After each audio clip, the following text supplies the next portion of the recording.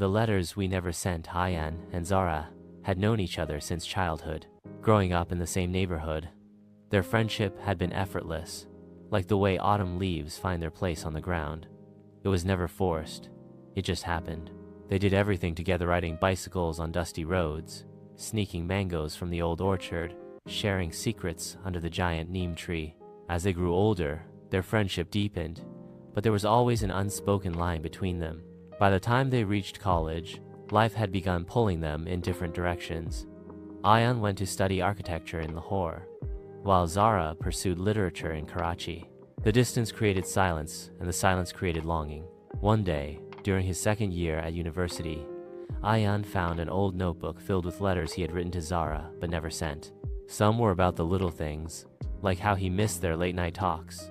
Others were heavier, revealing emotions he had been too afraid to confess. Zara, too, had her own collection of unsent letters, hidden in a box under her bed. She had written about how she wished he would call more often, about the way his absence made the city feel colder. Fate, however, had different plans. Years passed, and they found themselves in different worlds. Ayan had become a successful architect, designing skyscrapers that touched the clouds. Zara had published 2 novels, both filled with stories of love that almost was but never could be. Then, one winter evening, fate gave them another chance. Zara was invited to a literary conference in Lahore. The moment she stepped into the grand hall, her heart skipped a beat. Ayan stood at the far end of the room, his eyes scanning the crowd. And then, as if time had collapsed between them, their eyes met. The words came naturally, like a melody they had forgotten, but somehow still knew by heart. They talked for hours about life, dreams, and everything in between. But the question lingered: why had they never told each other?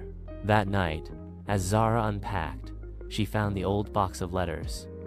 On a whim, she picked one and read it. It was dated 6 years ago. Ayan, do you ever wonder what we could have been? The next morning, she met Ayan at a quiet cafe.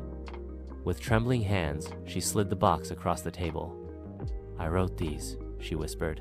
Ayan looked at her, then reached into his bag and pulled out his own notebook. So did I. Silence, then a smile. Maybe love wasn't about the letters they never sent. Maybe it was about the moments that still remained. And maybe, just maybe, this was their chance to write a new story together. Would you like any changes or a different type of love story? Arf and Jar.